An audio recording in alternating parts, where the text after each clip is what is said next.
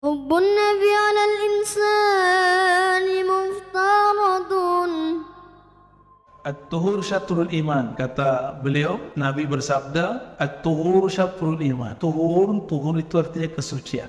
Kesucian atau bersuci itu syatrul iman. Syatr itu separuh dari iman. Jadi separuh bab iman itu bab kesucian. Maka kata iman, karena iman itu masuknya ke dalam qalbu, maka tuhur di sini bukan hanya kesucian zahir, tapi juga kesucian batin. Di saat seseorang berwudu, dia tidak hanya mensucikan zahirnya, dia mesti juga mensucikan batinnya. Itu maksudnya. Kalau taharah itu yang zahir. Kalau tuhur ada waw di situ menunjukkan ada sisi dimensi batinnya. Walhamdulillahi tamla'ul mizan. Pujian kepada Allah memenuhi mizan. Mizan itu timbangan. Jadi kalau kita suka memuji Allah tanpa banyak amal, mizan timbangan kita langsung penuh. Jika Allah begitu, apalagi makhluk, maka jangan pelit berterima kasih kepada manusia. Man lam yashkurin nas lam yashkurillah. Yang tidak berterima kasih kepada manusia, belumlah dia disebut bersyukur kepada Allah. Ya. Banyak-banyak mengapresiasi orang. Maka alhamdulillah ini boleh disebut orang yang suka memberikan apresiasi, dia akan ditimbang. Di kalangan manusia pun sulit ditimbang seperti apa, apalagi di sisi Allah Subhanahu wa ta'ala. Assalamualaikum. Ya, marhaba. Jadi kalau kita baca alhamdulillah, maknanya bukan segala puji, itu terjemah. Jadi kalau mau mengatakan alhamdulillah, maka maknai terima kasih ya Allah. Itu makna alhamdulillah, ya. Jadi Bapak kan baca tiga-tiga itu pada salat. Jangan segala puji itu terlalu biasa. Itu terjemahan, translate, dimaknai terima kasih ya Allah. Itu alhamdulillah. Kalau kita bilang terima kasih, rasanya lebih dahsyat daripada sekedar mengajarkan segala puji. Segala puji itu bahasa tahun 1600-an. Ya, tahun itu awal-awal penerjemahan Al-Quran dari bahasa Arab ke bahasa Melayu lama, diprakarsai oleh imam-imam kita di Aceh dulu, mulai dari Hamzah Fasuli, Syamsuddin Sumatrai, lalu kemudian muncullah Syekh Abdul Rauf Singkong. Beliau nulis kitab Terjemahanul Mustafid, emang begitu terjemahannya. Tapi yang paham bahasa begitu kan zaman dulu. Wa subhanallah dan subhanallah. Nah, kalau terjemahan masa lalu apa? Maha suci. Ya, maha suci Allah. Orang kalau sekarang ingat suci apa? Cucian. Maka kata maha suci, kita boleh maknai dengan makna yang lebih pas. Maha suci, coba ayat tentang Isra Mi'raj. Subhanalladzi asra. Gak nyambung kalau diterjemahkan maha suci. Orang Arab itu kalau melihat sesuatu yang mustahil terjadi, itu namanya subhanallah. Artinya sangat hebat. Masya Allah. Lebih lagi di atasnya yaitu subhanallah. Gak bisa kepikir oleh otak, tapi terjadi namanya subhanallah. Itu perbedaan antara subhanallah terjemahan lama dengan terjemahan baru. Ya, nah, dimulai Pak. Jadi kalau zikir Pak ada sholat, baca subhanallah, maha hebat engkau ya Allah. Kita kalau melihat ke badan, gak usah melihat ke alam, itu terlalu jauh. Alam dalam tubuh ini sudah terlalu banyak. Dalam tubuh kita ada puluhan ribu alam dalam tubuh ini. Mulai dari alam rambut, di rambut itu adalah alam lagi. Itu darah itu ada beberapa lapisan alam di dalamnya. Banyak sekali. Dan itu maka kita katakan subhanallah. Nah, ungkapan yang begini, kalau kita membaca subhanallah, maha hebat engkau ya Allah, terima kasih ya Allah, tamla'an, akan memenuhi timbangan amal. Amal apa yang dapat memenuhi mizan? Bukan amalan fisik, tapi amalan, kalau ungkapan terima kasih, mengagumi, itu amalan apa? Itu yang berterima kasih lisan atau qalbu? Qalbu. Jadi subhanallah itu ungkapan qalbu saat mengagumi Allah. Alhamdulillah itu ungkapan qalbu saat berterima kasih kepada Allah. Itu yang bisa memenuhi mizan. Kalau baca 400, 4.000, 10.000 itu gak penuh-penuh. Tapi sekali kita mengatakan maha hebat engkau ya Allah, penuh. Itulah kenapa kemudian zikir itu diulang-ulang. Siapa tahu di angka kesekian rasa itu muncul. Itu rahasianya, ya. Nanti kita lihat aja kalau kita masuk ke padang mahsyar, ada pengadilan mizan di situ. Nanti kita lihat orang yang banyak kuantitas zikirnya nggak penuh-penuh, tapi yang berzikir dengan ma'rifatnya, nah itulah ma'rifat subhanallah. Jadi berzikir itu dengan kenal siapa yang kita zikirkan. Jangan cuma ngejar angka. Yang ngejar angka ya kayak orang sekarang lah, kerja banyak gaji dikit gitu. Paham maksudnya? Pilih mana? Kerja dikit tapi dengan kecerdasan otak, duitnya banyak. Kan banyak orang begitu sekarang ya. Inilah perbedaan abid dengan arif. Abid beramal dengan fisik, banyak kuantitas, lemah kualitas. Kalau arif, orang yang kenal Allah, dia beramal dengan kualitasnya. Sedikit zikirnya sama dengan sebanyak orang zikir di sana. Inilah zikir yang diajarkan Nabi kepada Juwairiyah dan Sofiyah. Jadi Nabi ketika berangkat subuh, itu mereka masih zikir. Biji tasbihnya ada 4.000. Cuma dulu belum diikat. Ikatan itu baru di zaman Abu Hurairah. Subhanallah bihamdi, subhanallah bihamdi, subhanallah bihamdi, 4.000. Dan itu sudah bolak-balik. Anggap saja sekali khatam. Nabi baru pulang di waktu duha. Nabi biasa sarapannya waktu duha. Tapi sarapannya bukan uduk ya.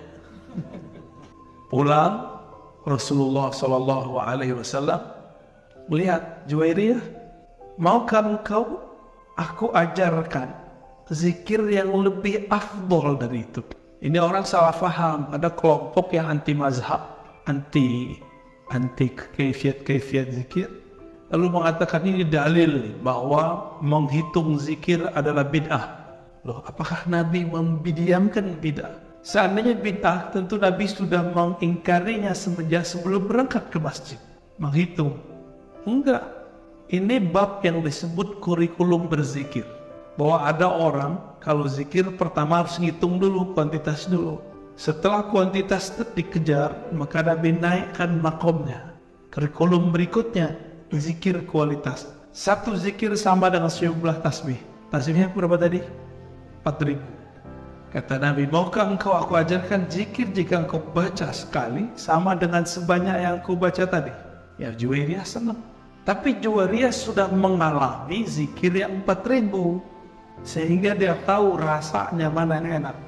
Di saat itulah Nabi mengatakan, bacalah Subhanallah bihamdihi adada khalqihi wa zinata arsyihi wa ridha nafsihi wa midada kalimatihi. Boleh dibolak-balik gitu ya. Subhanallah bihamdihi adada khalqihi wa zinata arsyihi. Ada riwayat lain, Subhanallah adada ma khalaqa fis sama', Subhanallah adada ma khalaqa fil ard, Subhanallah adada ma dzalik, Subhanallah adada ma huwa khaliq. Intinya, Maha suci Allah sesuka-sukamu ya Allah. Maha hebat engkau sebagaimana engkau hebat ya Allah, bukan sebagaimana aku yang mengatakannya. Engkau hebat bukan karena aku memuji. Engkau suci bukan karena aku yang mensucikan, tapi sesuka-sukamu ya Allah. Jadi menyerahkan maknanya kepada Allah. Sekali baca itu sama dengan 4.000. Ada nggak yang mau begitu? Ya. Jadi antum nih baca zikir yang tadi, cuma rasanya nggak muncul. Sama aja. Sama dengan zikir satu kali. Nah, ini yang dilupakan oleh orang-orang awam sekarang yang pemburu pahala. Ya. Banyak kan pemburu pahala. Wah, ini sama 4.000 nih. Dibaca sekali aja. Tapi dia tidak paham apa maksudnya. Subhanallah wa bihamdi adada khalqihi. Maha hebat Allah sebanyak makhluknya. Wa zinata arsy, seberat arasnya. Apalagi banyak. Subhanallah khalqihi wa zinata arsy wa ridha nafsi. Ridho Allah, suka-suka Allah. Wa midada kalimati, sebanyak bilangan kalimatnya. Ada yang tahu jumlah makhluk Allah? Ada yang tahu? Gak usah jauh-jauh, di badan kita ada berapa makhluk, berapa sel di tubuh, gak ada yang tahu kan? Sampai hari ini ahli biologi, ahli kimia gak ada yang tahu. Mereka cuma memperkirakan sekian miliar, gak ada yang tahu angka pastinya. Lalu kita ngomong, Maha hebat engkau ya Allah, sebanyak bilangan sel yang ada di tubuhku. Oh, itu semua selnya langsung hidup itu. Dalam zikir thariqah disebut namanya kullu jasad. Zikir semua bagian tubuh. Tubuh kita diajak zikir biar sehat. Apabila ada bagian tubuh ini gak digerakkan, dia akan sakit. Ini kenapa nih Bapak ini suka sakit punggung? itu darahnya nggak gerak, maka dibekap, dikeluarin, harus keluarin itu. Zaman di Indonesia aja tuh ya, itu darah kotor semua itu di punggung, harus dikeluarin. Makanya Nabi SAW setiap kali beliau badannya pegel, itu selalu kemudian bekap. Kepalanya berat, langsung bekap. Nggak main ruqyah aja ya, dikit-dikit ruqyah. Bekam dulu ya, amalkan dulu asbab-asbab zahirnya. Kayaknya ada yang habis dibekam nih. Bener hilang nih, kepalanya hilang pun sakit palanya. Itu bener Pak, nggak usah jauh-jauh. Tangan kita nih ada gatal-gatal, terus darah putihnya ngumpul dikit, tinggal nyaman. Bener gak? Dan itu hanya bisa nyaman dikeluarin, baru enak. Dan itu ajaib ya. Makanya disebut kalau kita baca subhanallah, maha suci, hebat engkau ya Allah. Sebanyak bilangan makhluk, banyak sel di tubuhku. Udah, tubuh kita semuanya hidup tuh dari ujung kepala sampai ujung kaki. Kalau bacanya 33 begitu, sehat Pak kami gitu, dan jasmani kita sehat langsung. Maka ahli zikir pun kalau sakit, dia nggak merasa sakit, biasa aja. Dokter aja yang bilang dia sakit, dia nggak sakit. Guru saya dulu Abu Hasan Basri divonis akan dibedah, operasi besar. Tapi sebelum dibedah, dia dicek di lab lagi, dilihat nggak ada penyakitnya. Tapi kok beliau merasa ada yang sakit gitu. Disuruhlah baca istighfar sama dokternya. Dia nggak tahu yang disuruh itu seorang mursyid. Mursyid saya Pak dia itu. Istighfar Pak, istighfar. Dibilang, oke, istighfar. Udah besoknya pulang. Nah, jadi kalau baca subhanallah, mulai baca subhanallah dengan ma'rifat, bukan dengan adat, angka. Adat bahasa Arab pakai dal, angka. Nggak pakai angka lagi kalau bisa. Angka itu cuma kurikulum aja. Kok ada sekarang kelompok yang saklek dengan angka, baik kelompok anti sufi ataupun sufi. Ini lucu.